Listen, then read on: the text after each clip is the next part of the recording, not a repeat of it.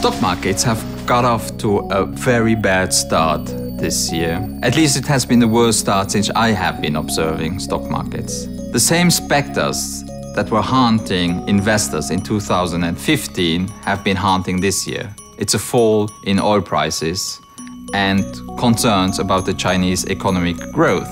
There are widespread fears that the global economy is sliding into a recession. Now, we are very worried about this, especially if markets have been off now for over 10%.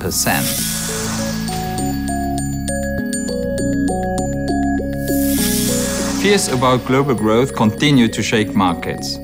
Actually, there are fears that the recent policies have done nothing else than paper over the cracks of imbalances in the global financial system. And those have been appearing recently. We have seen a fall in oil prices and we have seen many fears about the Chinese growth. Only when those two factors will find their balances, this will allay investors' concern.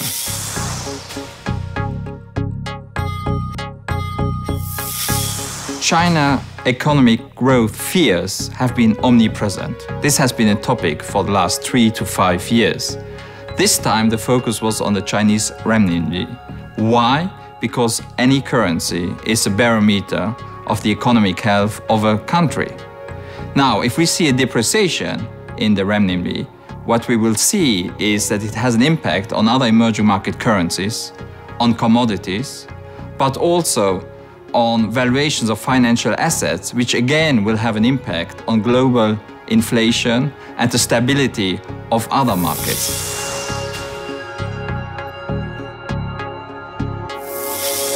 It is very worrisome that markets focus on the renminbi.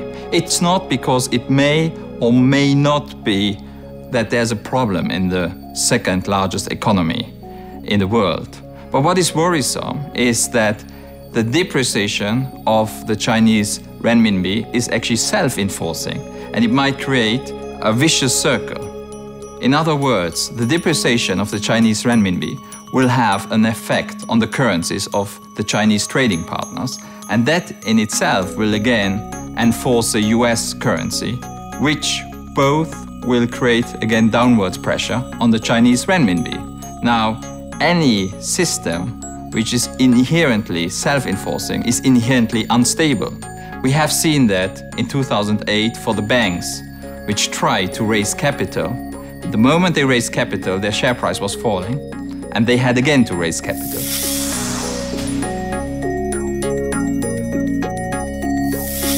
Since the renminbi was appreciating of over 40% in real terms since 2005 against the US dollar and against the euro, obviously China has lost in competitivity.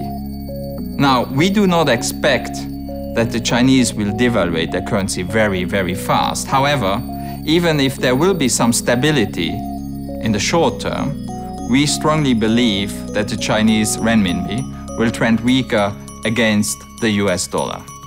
Now, China has many reserves. They have about 3 trillion in foreign exchange reserves, and this is enough to stabilize their foreign exchange and their economy. So we believe that there will not be a hard landing. However, the developments in China will be pivotal for any macro developments in 2016.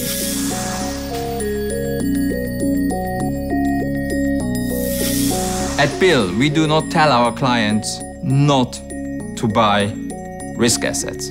In contrary, there are some shares which have some intrinsic value. Now, what we tell, however, our client is to be extremely defensive when it comes to China and China-related trading partners. So when we buy companies in the US and in Europe, we buy those shares which have limited sales to China. We remain very defensively, at least in the short and mid-term, positioned.